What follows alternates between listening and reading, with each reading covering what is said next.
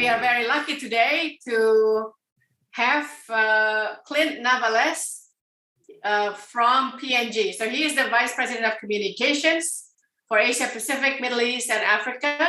He graduated with a degree in environmental science from Ateneo de Manila University in Philippines and started his career in PNG back in 1998 as Global Product Stewardship Manager and advanced through the leadership rank to now being the Vice President in 2019. He has a lot of practices, so he actually started his career as a scientist, and now he takes care of a lot more things. And used to be product safety, so very familiar with product safety, regulations, affairs, environmental sustainability, gender equality, consumer relations, corporate social responsibility, speaker, stakeholder, media relations, brand, corporate communications, you name it, he knows how to do it. So we're very lucky that he actually managed to make some time today. Literally, we confirmed his attendance last week. So without further ado, please welcome Clint Navales of PNG. Thank you, Professor Lim, and thank you everyone for making time for me today. When Professor Lim and I had a chance to chat last week, I said yes right away and cleared my schedule for this because it's a great opportunity to share with you what we're doing, what are the questions in our head as we grapple with and try to evolve with the new expectations of governments, of the public, and our own employees and shareholders on what ESG is all about. So what I'd like to do today is just take you through our journey and where we are, and maybe a bit of what we're thinking. And you can ask me any questions through even as I talk through the slides. But my format today is just a few slides to give you a flavor of what we're doing, and then we can have a lot more time for discussion. Okay? So quickly about myself, in addition to what Professor Lim said, this is my 24th year in PNG. So 2 decades in the same company, but I still think PNG hired me for the wrong reason. I joined PNG as so my background, I'm an environmental scientist. And so when PNG called me, I said, what the hell do they need an environmental scientist for? I honestly asked myself. I was gearing up to, do environmental science work in one of the best resorts in the Philippines. That was my view in life, or join an NGO. So when PNG called, I said, why? And frankly, when I did get the job, and the job was to help PNG design its products to meet the environmental regulations of the Philippines at that time. That was the start of my job. So it was regulatory affairs to comply with environmental regulations. So right away, I was confronted with, wow, this company really wants to meet the regulatory expectations for their products. So that's how I started. And then as I grew and evolved, that became the go-to questions. PNG always trying to catch up and understand what are the changes in regulations and public expectations, and people like you, students, academe, and what's the expectation and how are we gonna comply? How are we gonna meet those expectations, right? And as I'll show you through my deck today, the expectations just keep rising. When we look at ESG, from environmental expectations to different social engagement, contributions, and even governance, it's changing, right? Now, PNG, I'll start with the first truth. PNG does not yet issue an ESG report, right? We don't. We're studying that because the regulations and standard for that is still evolving. You might be aware that different investor houses or investment houses are setting expectations on what that is. Different countries are setting expectations on what that is. And we're trying to understand that and then share what we can. But what we do have is a citizenship report at the global level. And I think Professor will share with you also, even in the region, right? And in some countries, we're also doing this. So that's what we have, a citizenship report. Prior to this, we were one of the first companies in the world to even come up with a sustainability report.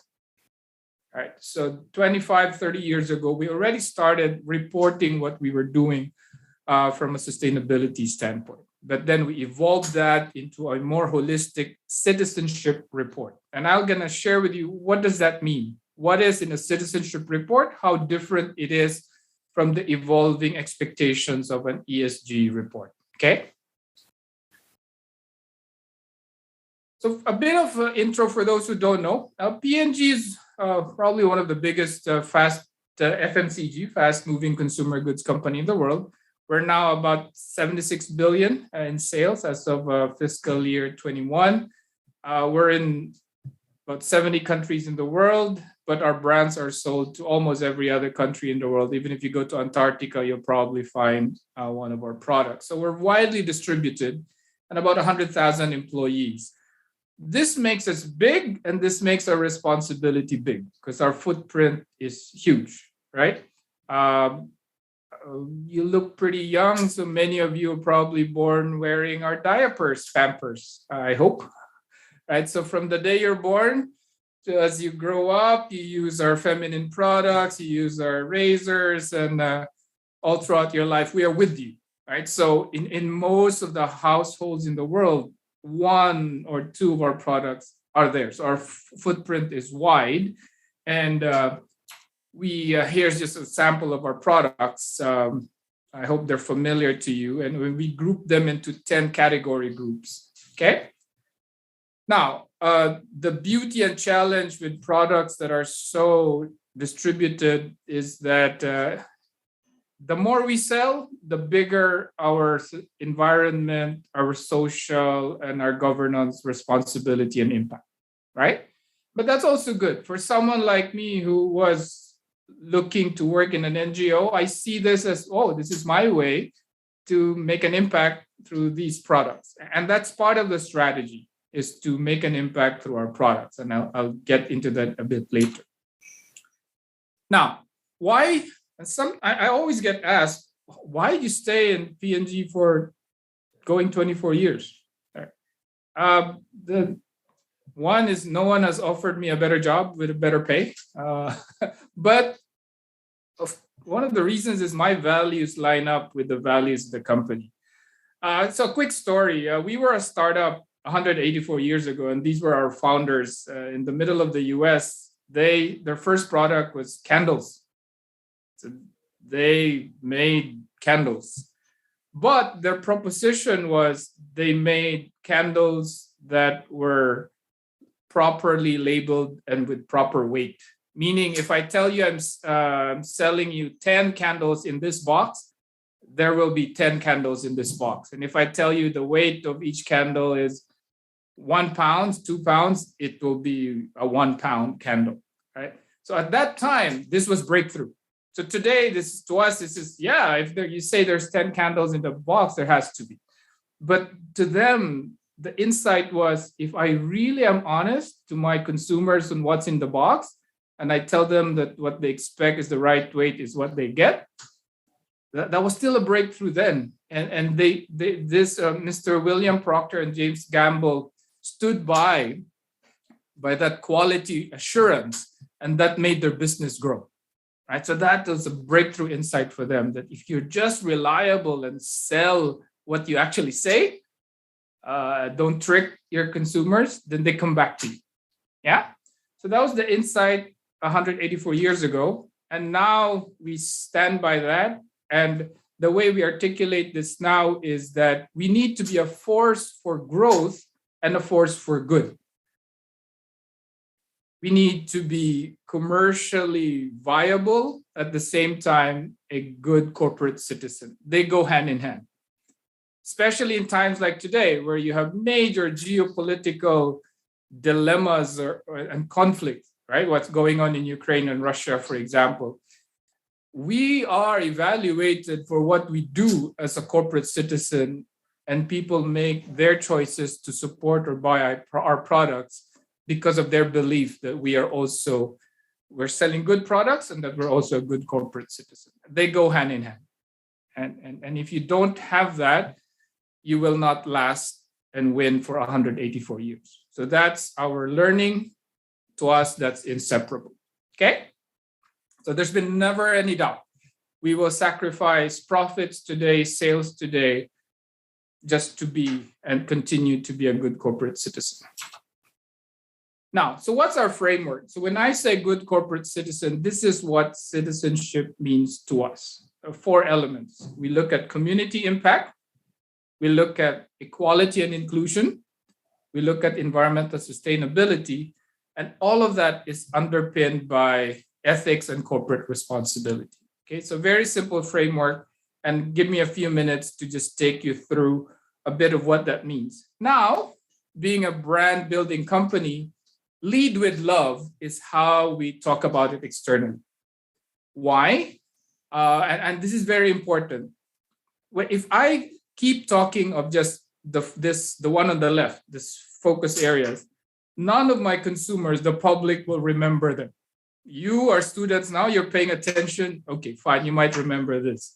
But my moms and dads and men and women who buy my product will never have any emotional connection to this if I keep it like this, right? And therefore, we made an effort to package them, to articulate them as a leading with love framework. Okay, so you will see videos on YouTube if you search for Lead with Love, and you'll see a very emotional connection through videos and other social media assets that connect to these focus areas. So I don't want you to underestimate that, because that's a very important way to communicate what sometimes is very serious, tedious, data-heavy citizenship areas. Okay? Now, underpinning that also is we created this framework in the context of the UN SDGs, right? And so we measure ourselves and how we're making an impact. We don't touch all of them with the same amount of focus and impact.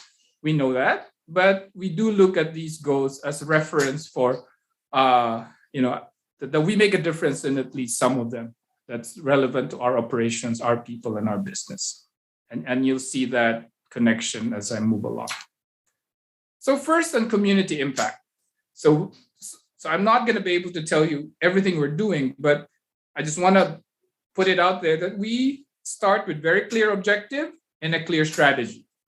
Okay? So touching and improving lives has always been a stated mission of P&G. So that's not new to us, but we declared it as our community impact objective. And our strategy is to work through our brands and our people. Okay, so using our brands, meaning how we sell, what we do with our brands, and directly with our people to impact local and global communities, right? Local and global. And this is how we would report or talk about them. And you will see this is not as quantitative as most ENG reports will look like, or the emerging expectation, okay? So when we talk about this globally, we will just put a few bullets on. In Brazil, this is what we're doing. In the UK, we've impacted 1.2 million face masks we've donated with these groups. So they are traceable. And if you demand like, hey, P&G, prove this to me, we will be able to show to you, right? So there is a level of accountability, but they are presented in more qualitative ways, right? And to be more relevant to a consumer who is buying our product. So vaccinations in India, right? Save the children in Indonesia, things like that. So that's how we articulate or we report our progress in community impact. This is an example of a global program. So what I showed you first were brands doing something for specific countries. Children's Safe Drinking Water is a 10, 15-year program of PNG now, and we report global progress. Right, so 19 billions of clean water delivered. Children's Safe Drinking Water, for those of you who don't know, is a technology that PNG developed in the early 2000s, where it's a sachet that you put in a bucket of water, and it makes whatever that water is, right, even if you take it from a dirtiest source, becomes drinkable. So we invented that technology. We tried to commercialize it. It didn't work. And we converted it into now a community impact program. So it's all donations. Okay. And that's something we've been doing all over the world for the last almost 20 years now. And now we can report annually how many billions of liters we're able to contribute in different parts of the world with different partners. And then we also have other local programs of the brands that we can highlight again, like what we do with UNICEF, what we do with Crest and Smile, and in India, their own PNG Shiksha program. So that's it. That's how we report it. And before I move to the other pillar, so that's community impact. We report what the brands do in various countries, and we report how we do with our global program like Children's Safe Drinking Water. Okay. A lot of these also are structured program like this, working with Pampers and UNICEF to give vaccines to women and newborns. But many of them are linked to disasters. When a typhoon hits, volcano explodes, or like what's going on in Ukraine. So humanitarian emergencies are where we also make impact through our brands. Yeah. So as you can imagine, with these emergencies, your need to wash your clothes, to have soap, to brush your teeth, don't go away, right?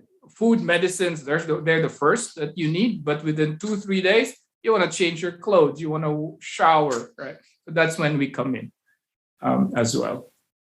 Okay. Any questions before I move to the other pillars? Is this relevant to what you're learning? Is this something meaningful to you?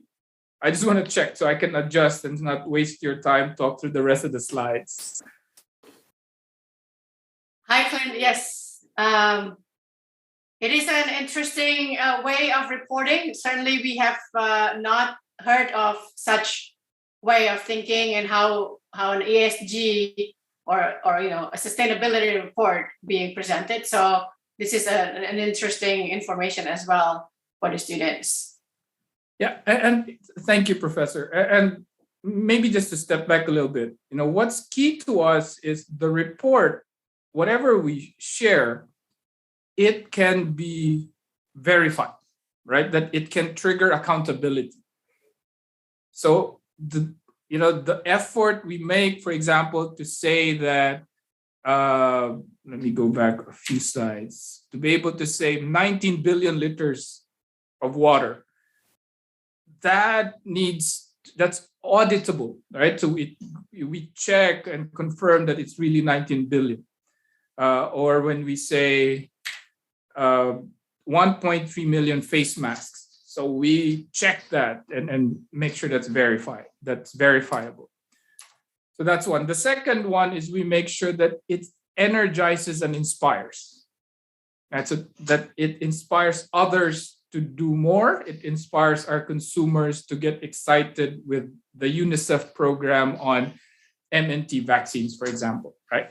So we add that layer of purpose to our report. That's okay. This is not just a report that say Weihan can check that PNG is truthful. It's not just that. We also want to make sure that it will excite Teresa Yu Ping Lim to, hey, there's something going on with Crest and Smiles, right? So that's the dual purpose of our citizenship report. Now, moving on, equality and inclusion. So that was community impact. Next was an equality and inclusion.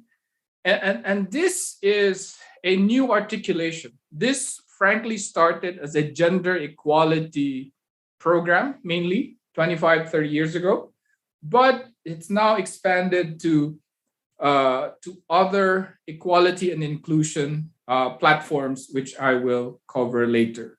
But it started as a gender equality program.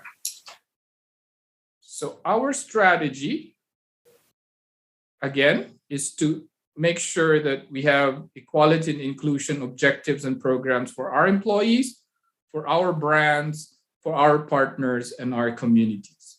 Okay, so, and you will see our work in those areas.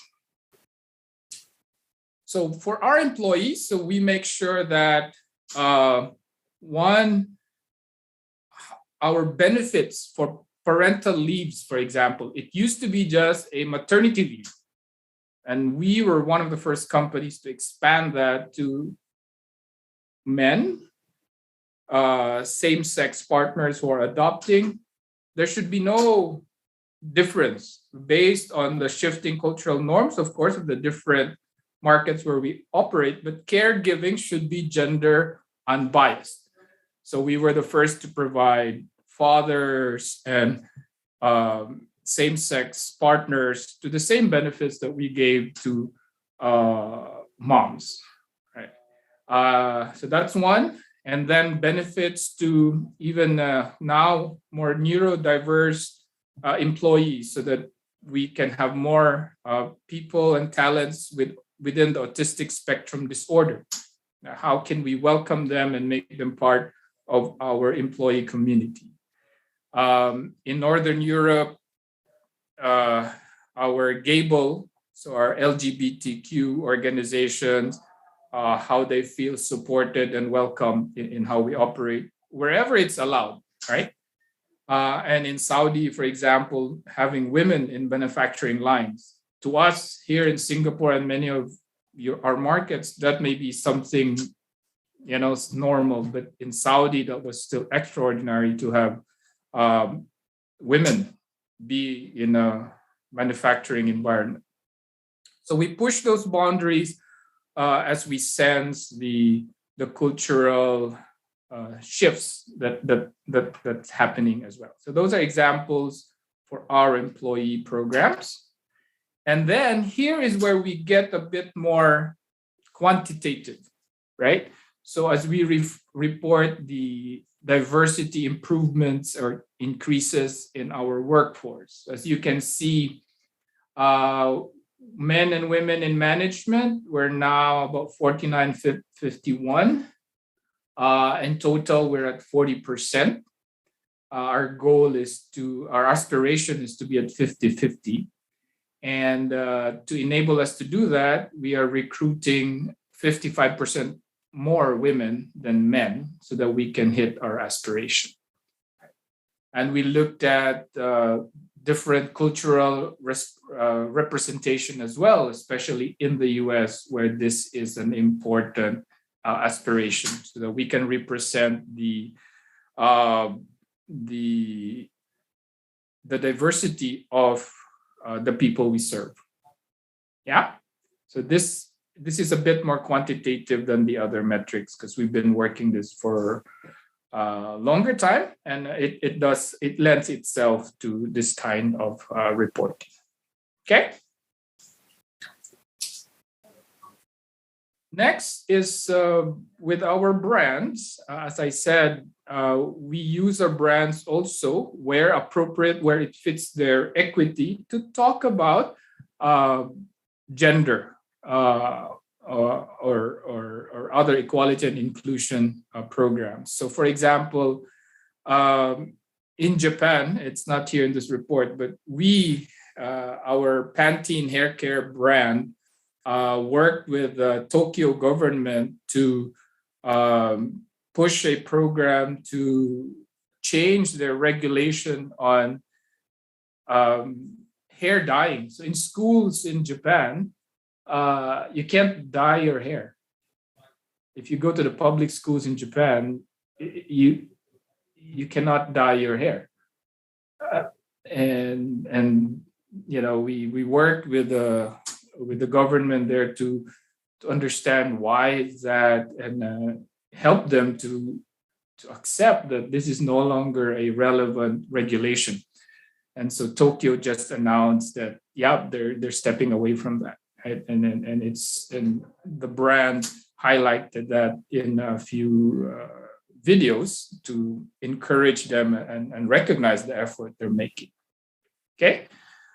And recently, Olay invested in STEM education and scholarship for girls in India. And globally, this is a program for Olay trying to make a difference. So this is very tricky because you want to step up and do something in equality inclusion as a brand, but you need to have the right to say it, right? So Olay needs to make sure that as a beauty brand that's serving women and younger girls, then they can make a difference in that demographic.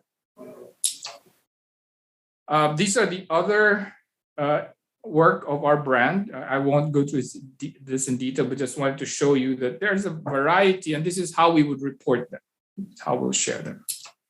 Okay.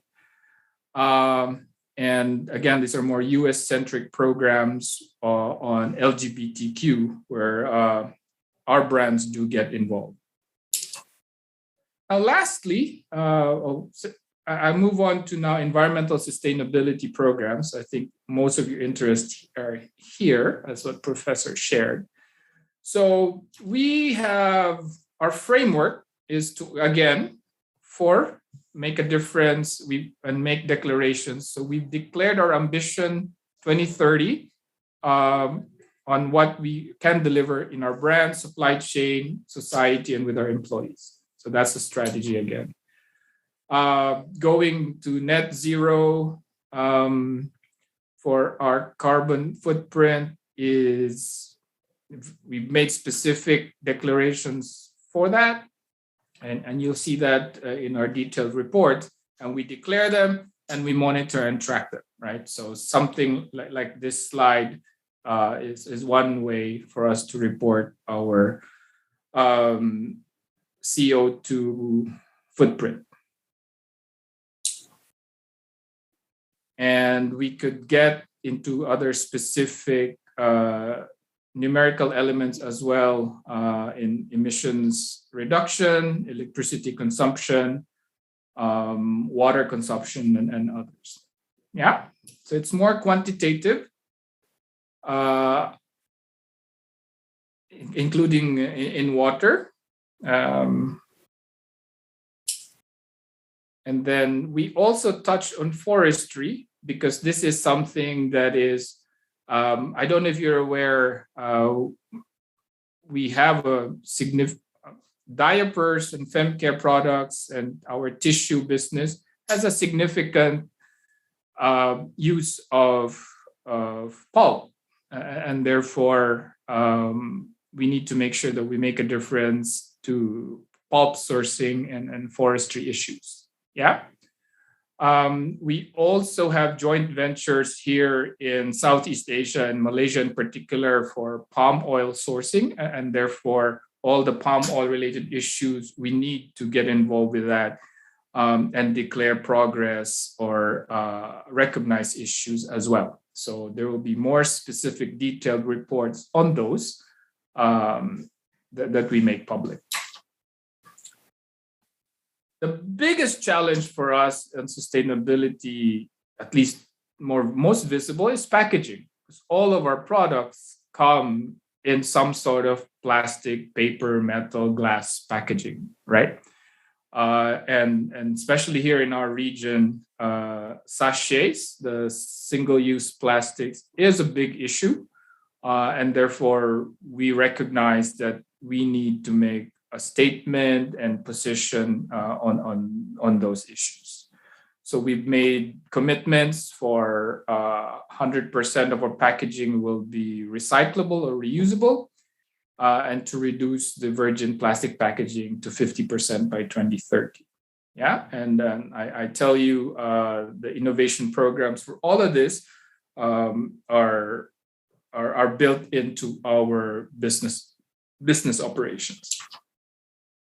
Furthermore, we did create partnerships. So the Alliance to End Plastic Waste, PNG is one of the founders, working with Shell and other major companies to put this industry group together so that we can, have a collective effort to really find solutions and programs to end plastic waste.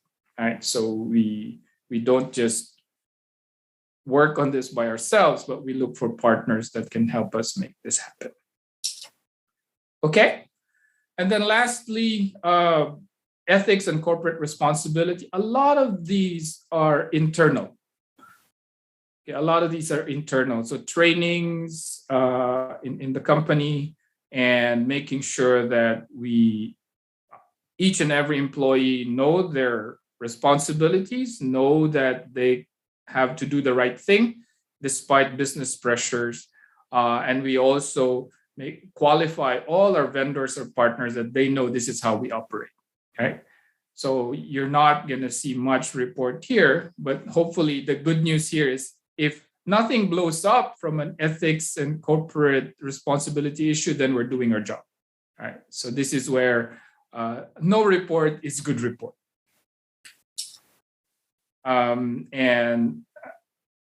Of course, this is also in our investor relations communication. It's something we reassure as we do our quarterly reports, how our financials and business reports are done. Okay. So I close there. As I said, just wanted to give a few minutes of framework so that you know where we're coming from. It's not where ESG reporting expectations are now, right? So again, I go back to that. So I want to engage you with a dialogue, and if you have any questions about what I shared, or what do you think are the changing expectations now that we're dealing with. So I give it back to you and open up the floor for feedback, for questions with respect to this transition that's going on in the world. Thanks, Clint, for the long presentation. Prof. Cyril has just stepped out for a bit, so I will just be moderating my session back in about 10 minutes. So I think Adri has a question. Adri, can you go ahead with your question?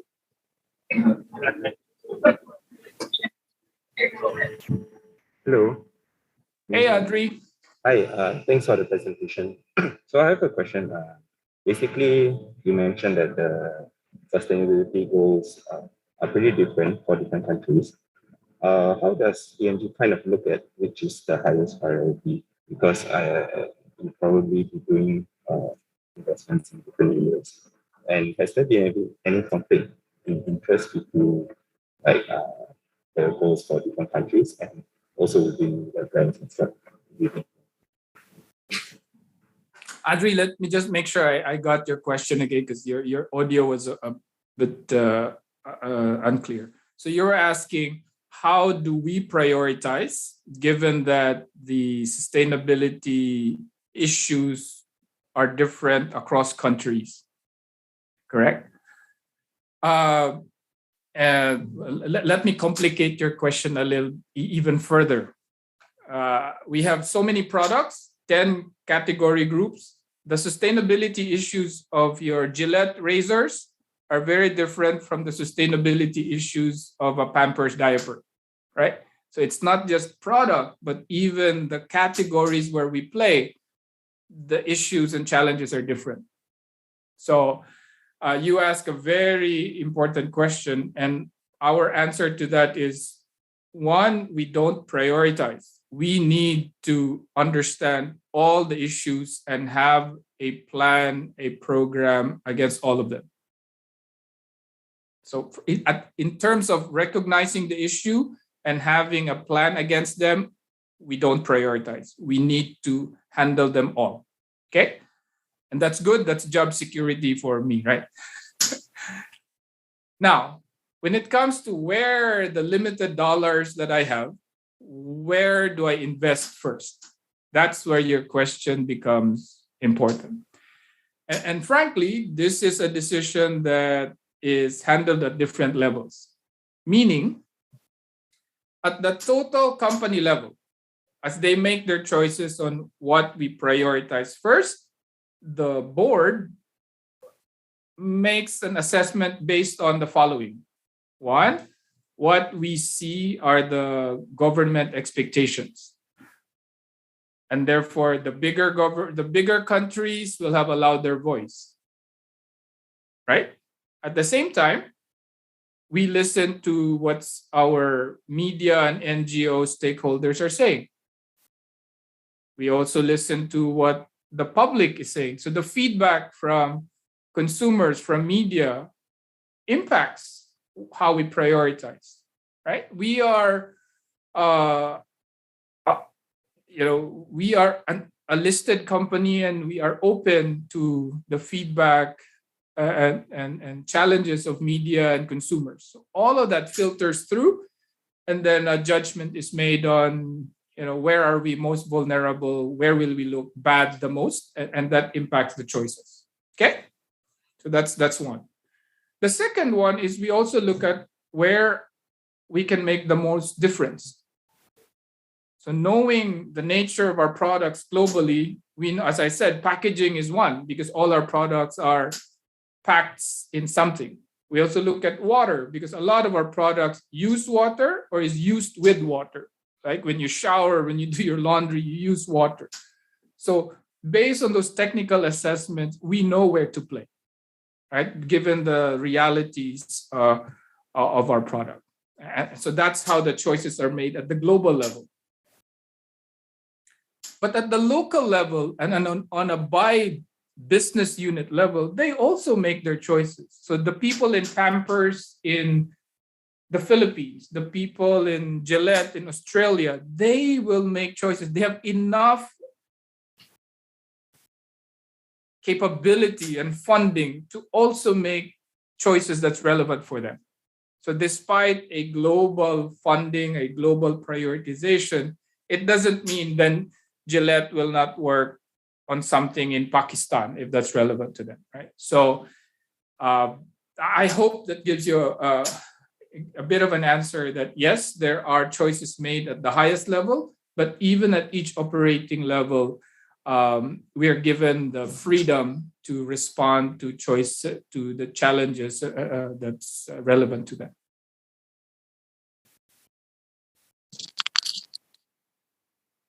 Thank you, Adri. Thank you. Jane, you had a question. You can go ahead with yours. Oh, hi. So my question is that regarding the transition to in terms of packaging for P&G products.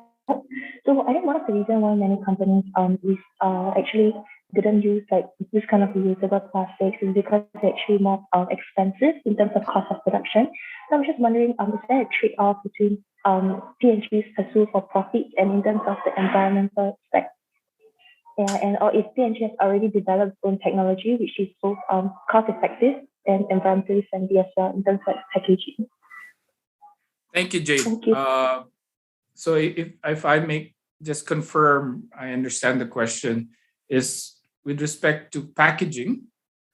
The more sustainable packaging often are more expensive, correct? So your question is how P&G balances the move towards more sustainable packaging versus the cost.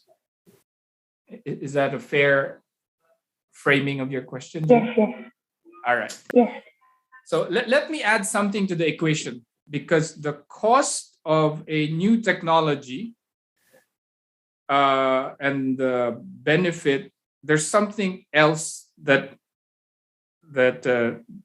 changes the balance, right? One is the consumer pull.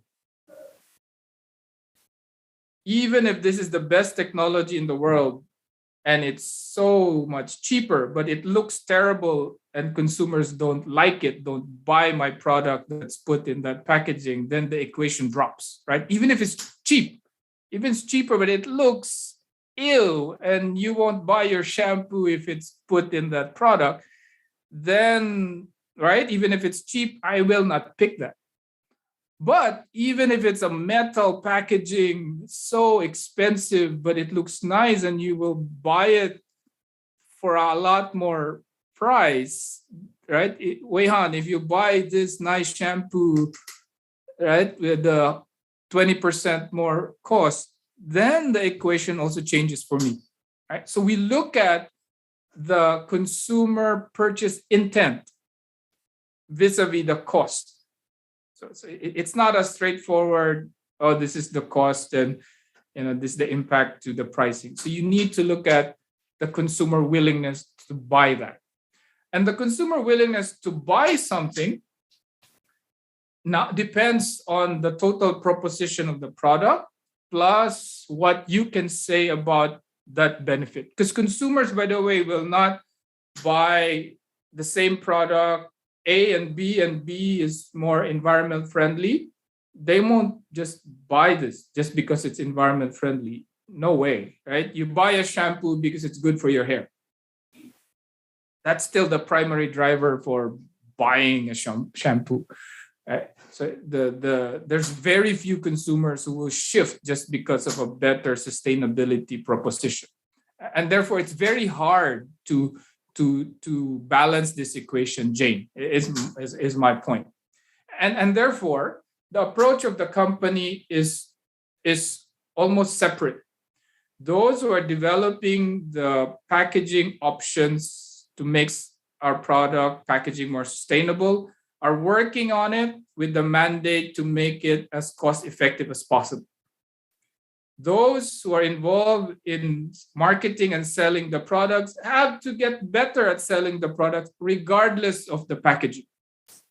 So that at the end of the day, when we present to you our product, you don't even have to think of the cost. You just think it's the best brand for your hair and you buy it.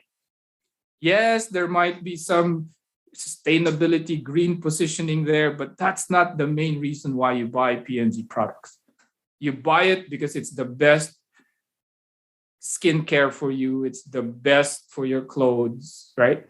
So that's still, so in a way, Jane, we don't isolate the equation to that. We still want to give you the best brand and product for you, and we will develop the best packaging options for the environment, our commitments to the environment. Okay, so that's the theory. That's the theory, or that's how we operate. Of course, somewhere along the way, there will be a finance person who will have to look at, the investments on the technology, right? The good thing is we're such a huge company that solutions that we make for plastics in our soap will be relevant solutions to our shampoo, to our razor, even to our laundry products. Yeah. So that's our strength. We are big enough to have solutions that will cut across the products.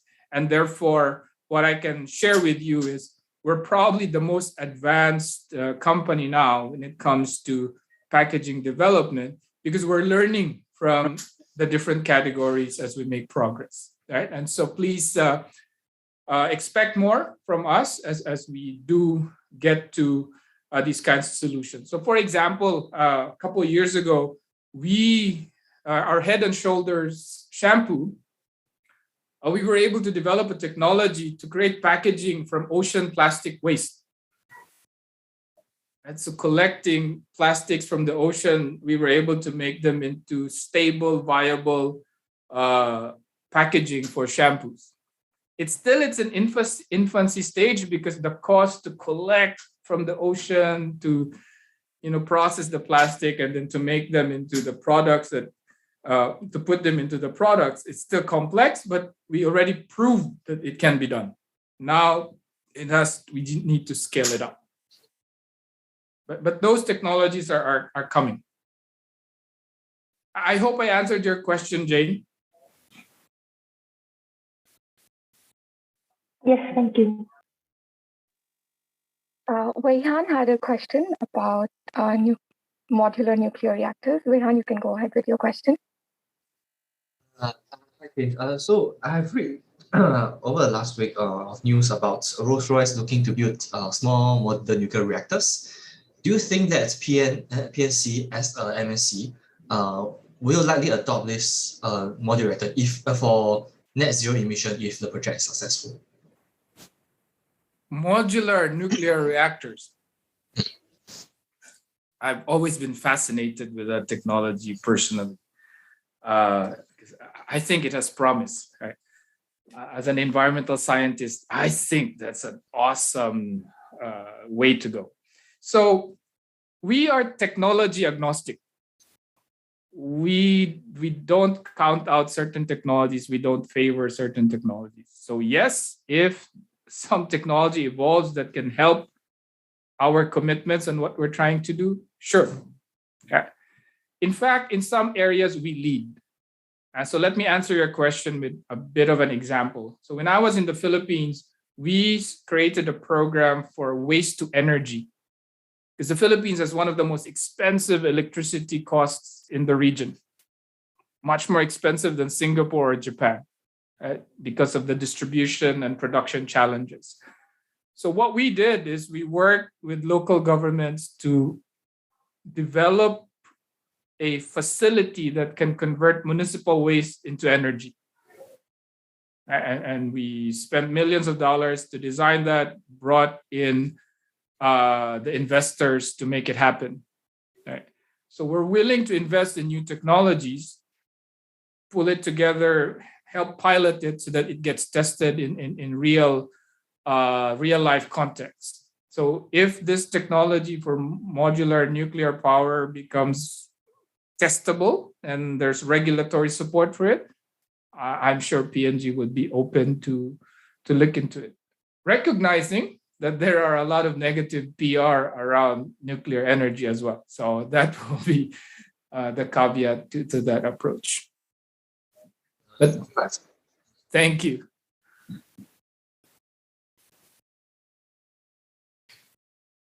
Does anybody else have any questions?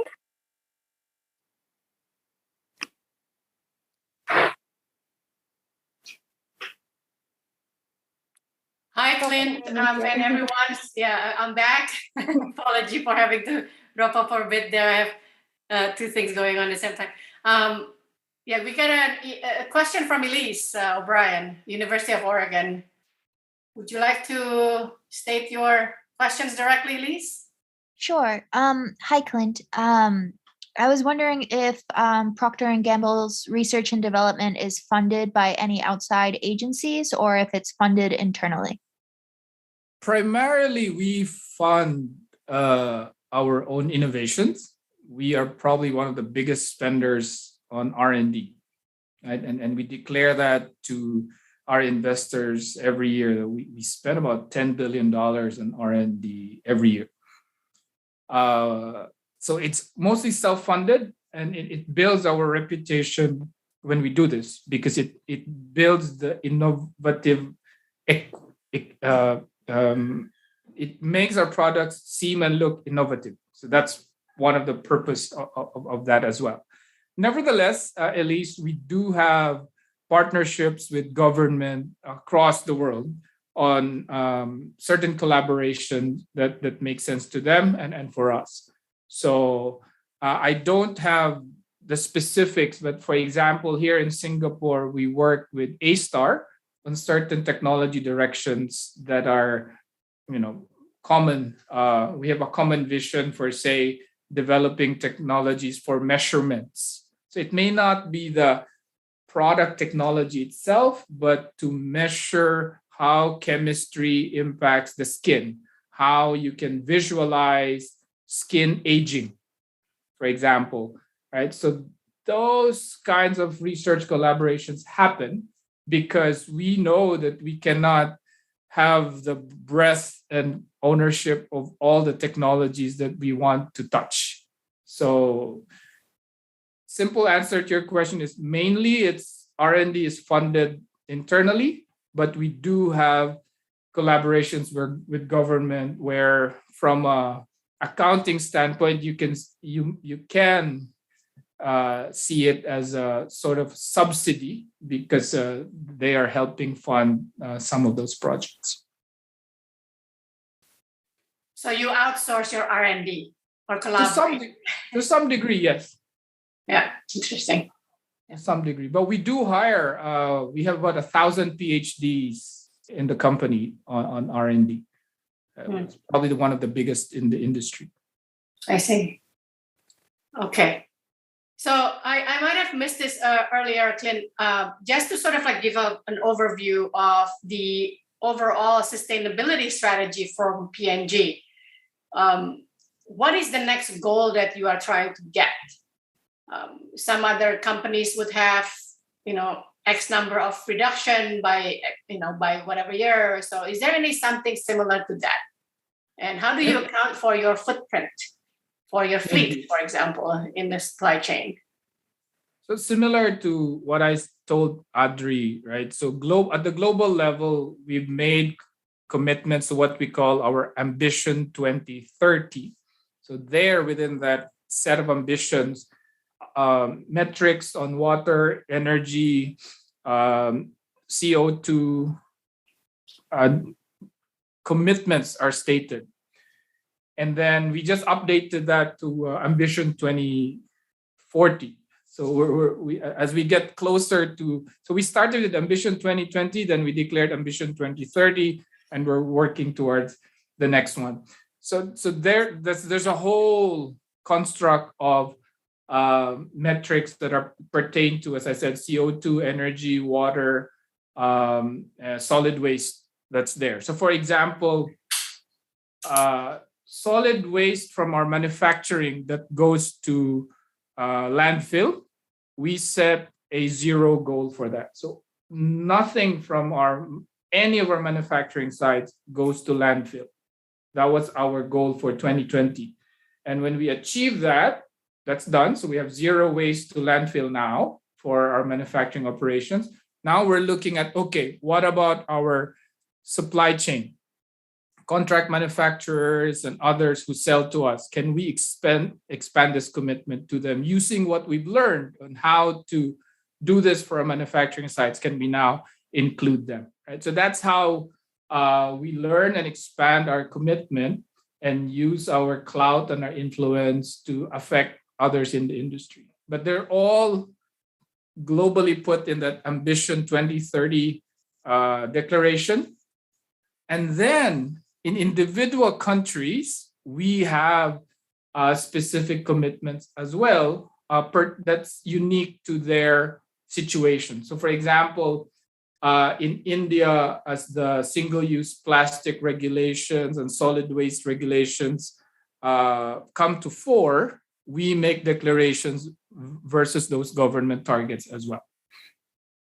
Yeah, it's very interesting in terms of just kind of out of curiosity here, Clint. Just one question from me. What is the specific things that you do that is different in terms of making your manufacturing waste, carbon, zero or zero waste? How did you do that in your company? Would it be able to share with us? Yeah, I think the operating principle that I found unique is to embrace all of these sustainability goals, not just as sustainability goals, but really productivity and cost efficiency goals as well. Because that's how you discover the technologies, the interventions. If we just look at them as CSR or nice to do for the environment, this will never be prioritized by the individual engineers in the plant working them, right? But if you make it a deliverable for them, linked to a cost-saving program that they're responsible for, then the inventions and the innovations happen. So for example, when we look at our again, I go back to energy consumption, right? Electricity consumption. If I just set a goal for, okay, plant X, you need to reduce your electricity consumption by 10%. That never works. But when I tell them, hey, you have a $1 million savings you need to meet this year, and one of the things that you can work on is your electricity consumption, then it becomes real. It's linked to your bonus, it links to your performance. Then you will do what needs to be done to make that happen, right? So understanding that motivation and operationalizing it in our business is what drives these programs. It's not seen as just nice to have. It's personal and it's critical to the entire operation. So I think it's a very sensible way and a bit different way, frankly. Even when I started in the company, my first project included recycling diapers, and nothing ever happened out of it. Even though I knew the technology worked, but nothing happened because I was working on it, but it was not linked to what my manufacturing engineers were measured on, right? So I was the only environmental scientist trying to recycle diapers. Nothing happened. But now that recycling of diaper is linked to cost savings eventually on sourcing from virgin pulp, potentially, right? How you make that cheaper, you have a cheaper cost to deliver the same product. As you articulate it that way, then the businesses are involved. And there's funding for it. So it's not just me now working on it, but it's a whole team working on these kinds of commitments. So I think that's what's changed in P&G. Maybe that's another way to put it. I don't know if other companies are doing the same, but that has changed for us, that sustainability programs are not just sustainability programs. They're linked to a business strategy to sell more or to make products cheaper. That's interesting. So you actually do have developed, or you do develop technologies that enables that in-house, and then export that and communicating that properly to your employee as well. Yep. Okay, so there's long questions here from Onni. Onni, would you like to go ahead and ask the questions that you have? Yeah, sure. First of all, thank you, Clint, for your sharing. I have two questions to ask, but both of them are related to ESG reporting or sustainability reporting. As you have mentioned in the beginning, the reason why P&G has yet to publish their own ESG report is because of the lack of a consistent reporting standard. And then from my own research during my coursework, I understand that common standards applicable would include like SASB, MSCI, and CDP. So I wonder if you have any advice as to how regulatory entity such as exchange, a stock exchange, can make reporting easier for multinational corporations like P&G, given that there may be a lot of applicable standards across different jurisdictions. Yeah, and then I can ask the second question later. Thanks a lot. Thank you, Ani. My response to that is, one, I don't think regulators will ever design to make a reporting easier for any company. That's not a primary motivation for them. They will just, here's the requirement, you figure it out. And that's okay. That's okay. I think the important thing is regulators need to start somewhere. They just need to start, okay, this is how we want to do it first. Then as you do it, you evolve, right? This is so complex that it will not be perfect in the beginning. It will take years of evolution on and getting to an easy enough, consistent enough report. What's essential is we start somewhere and that they will be open to feedback and evolve with us. So that's one. Second is there has to be an effort to standardize across countries. So a harmonization of efforts between groups of countries and eventually, most countries will be very helpful, because that's what will be difficult for us. Like if Singapore wants it reported a certain way, Malaysia a different way, Japan a different way, then that creates the complexity. But let's start somewhere let's work to harmonize. Then let's make sure that the governments and the industry are talking to eventually simplify along the way. Don't just penalize businesses because they don't comply, as you start. Okay. Yeah, thank you so much. And just to wrap up with my second question, it's also about reporting.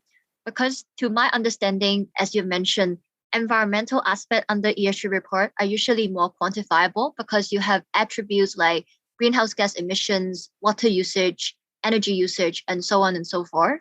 But then for other aspects such as social or governance, to me, they are slightly more qualitative.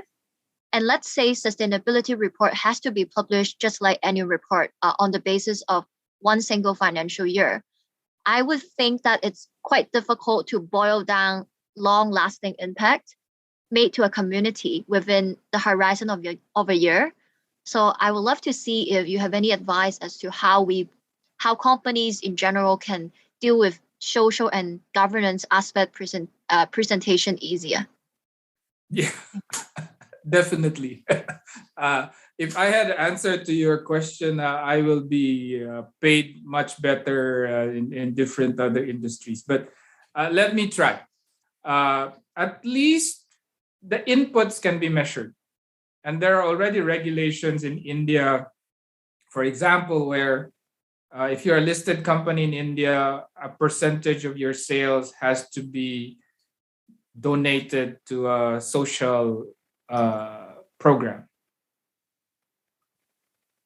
Right? So you can measure inputs. How much money are you donating for social impact programs, for governance programs? That's measurable. But the outcome is so hard. Like if I invest in programs to, like what I shared, vaccines for mothers and newborn, that how do I measure that compared to a program that helps women, young girls go to a STEM education? I don't think it's fair to even compare, right? So I don't know. But what would help here is if different countries make choices on what's important to them, what will they prioritize, so that the companies can then be guided on where they put their dollars, right? And then you can just recognize contributions according to those priorities set by government. That will just create, at least start some standard or consistency in where the investments are put. Because to me, the bigger question is, how do you avoid companies claiming contributions when they are just not, when they're really not making an impact to what's important in a particular community, right? And it will be based on the preference of the founding owners or whatever, and it becomes very self-serving, right? Just like how philanthropy in the old world was, a lot of it did not really improve society, but it made the philanthropist look good. I don't agree with that, and therefore some guidance and declarations by governments on where the priority should be will help companies like P&G follow, and companies can congregate towards a common purpose. Okay, I hope that answers many of your questions. And we are running over time. We just had exciting discussions with Clint here today. And we would like to really thank him again for making time to speak with us